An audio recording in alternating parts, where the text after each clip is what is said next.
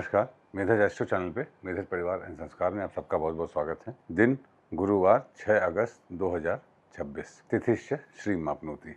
तिथि श्री प्रदान करती है। अष्टमी तिथि है, जया तिथि है। अष्टमी तिथि के स्वामी राहु होते हैं। मंगल के अनुसार फल देती है। उसके पाक ग्रह भी राहु हैं और भोग ग्रह भी राहु हैं। पाक ग्रह और भोग ग्रह का अंतर मैं पिछले वीडियोस में बता चुका हूँ। तो अष्टमी तिथि पे मिथुन और कन्या राशि दग्ध होती है। मिथुन और कन्या दोनों में से किसी में भी कोई वक्री ग्रह नहीं है, इसलिए भौतिक परिणाम नहीं मिलेंगे। अष्टमी तिथि बहुत ही ट्रांसफॉर्मेटिव तिथि है। इसमें पैदा हुए लोग अपने उनका फिजिकली वो लोग स्ट्रांग होते हैं और जीवन में कई सारी स्थितियां ऐसी आती हैं जब उनको अपने फिजिकल स्ट्रेंथ का परिचय देना पड़ता है और प्रकृति उनकी मदद भी करती है। किसी भी व्यसन में अगर पड़ेंगे तो ये तिथि बहुत ही खराब रिजल्ट देती है। वराता ईश्वरधनम वार है गुरुवार। गुरुवार जब होता है तो रेवती, अनुराधा, अश्विनी, पुनर्वसु, पुष्य में कोई प्लैनेट हो तो वो सर्वार्थ सिद्धि का फल देता है। पुनर्वसु में बुध हैं, पुष्य में गुरु हैं, रेवती में शनिदेव हैं। तो शनिदेव, बुध और गुरुदेव द्वारा आज के दिन शानदार सर्वार्थ सिद्धि योग बन रहा है। वेरी वेरी शानदार। और खराब योग क्या है? रोहिणी, मृगशिरा, आर्द्रा। तो इसमें से मृगशिरा में मंगल हैं। तो मृगशिरा में जब मंगल हैं तो मंगल द्वारा ये मृत्यु योग बन रहा है। इसका तात्पर्य यह है कि भूमि संबंधित कार्य, झगड़ा, झंझट इत्यादि से दूर रहें। शनिदेव रेवती में है, दिशा देने का काम करिए। बुध पुनर्वसु में है तो कम्युनिकेशन जो रह गई हो बार बार उस कम्युनिकेशन को पूरा कर लीजिए। गुरुदेव पुष्य में है, सात्विकता का परिचय दीजिए, पुण्य संचय कीजिए। दिन बहुत अच्छे परिणाम देगा। खराब परिणाम तभी देगा जब आप झगड़ा झंझट को बढ़ाने वाले कार्य करेंगे। नक्षत्रार्थ हरते पापम। नक्षत्र है भरणी। भरणी मतलब यमराज, माँ की कोख, compulsion. We have to accept the compulsion of our life. देखिए, अष्टमी गुरुवार को पॉइजनस होती है, अच्छा योग नहीं बनाती है, मगर भरणी गुरुवार को शुभ होता है। भरणी मतलब क्या? जिम्मेदारी, रिस्पॉन्सिबिलिटी। हमको अपने नैतिकता की जिम्मेदारी लेनी होगी और जितने भी कार्य जिसमें हमारी डायरेक्ट रिस्पॉन्सिबिलिटी है उन सबको हमको अटेंड करना चाहिए, आज फुलफिल करना चाहिए। जब भरणी नक्षत्र होता है सर्वतोभद्र के अनुसार कृतिका, मघा और अनुराधा भी जागृत होता है। कृतिका में कुछ नहीं है, मघा में नहीं है, मघा में केतु है। मघा पितरों का नक्षत्र है और भरणी के स्वामी यमराज पितरों को ले जाते हैं यहाँ से। तो मघा वाले जनरली भरणी वालों के साथ बहुत अच्छा अलाइनमेंट रखते हैं, उनके चेले होते हैं ज़्यादातर। जहाँ भी मघा आ जाए, भरणी आ जाए, तुरंत समझ जाइए कि पितरों को कुछ ना कुछ आपको दान करना है, याद करना है, उनकी सेवा करनी है, उनके पसंदीदा कार्यों को करना है। यही लाइफस्टाइल में ऐड करने से हमारे कष्टों का अंत होगा। योगात रोग निवारणम। योग है गंड योग। गंड योग तो वैसे भी मघा में होता है। इसका मतलब मघा का आज गुरुवार के दिन पूर्ण प्रभाव है। अब देखिए, जब मघा पूर्ण प्रभाव में हुआ तो मघा का समय कौन सा है? आप 2 घटी मुहूर्त में देखेंगे तो मघा कौन सा है? सबसे पहला आर्द्रा 48 मिनट, फिर अश्लेषा, अनुराधा, फिर मघा।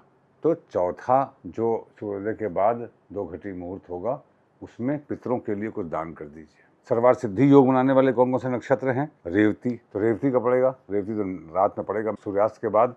सूर्यास्त के बाद आर्द्रा, फिर पूर्वा भाद्रपद, फिर उत्तरा भाद्रपद, फिर रेवती। तो चौथा तो सूर्यास्त के बाद 7 बजे का सूर्यास्त है तो चौथा करीब हुआ 9 बजे के आसपास, तो वो रेवती का समय हो गया। अनुराधा, अनुराधा तो प्रातः काल ही तीसरा है। पहला है आर्द्रा, फिर अश्लेषा, फिर तीसरा अनुराधा। फिर अश्वनी। अश्वनी कब आता है? मिडनाइट में आता है। तब तक आप कहाँ जाएंगे? पुनर्वसु भी मिडनाइट में आता है, पुष्य भी मिडनाइट में ही आता है, 2 बजे के आसपास। तो इन समयों में अगर आप जगे हों तो ऑब्जर्व करिएगा ये समय आपके लिए कैसा होगा। सावधान रहने की आवश्यकता कब कब है? रोहिणी में। रोहिणी देखिए, रोहिणी और आर्द्रा 2 बार आते हैं। 27 नक्षत्र, 1 अभिजीत, आर्द्रा 2 बार, रोहिणी 2 बार, तो हो गए 30/2 15। 15 सूर्यास्त से सूर्योदय, सूर्योदय से सूर्यास्त और 15 सूर्यास्त से सूर्योदय। तो रोहिणी का समय कब आता है? एक तो दिन में अभिजीत के बाद आता है और एक रात में 12 बजे आता है, अति निशीत काल। उस समय आप निद्रा में रहिए, विश्राम करिए, भगवान ब्रह्मा को याद करते रहिए, क्रिएशन को धन्यवाद करिए।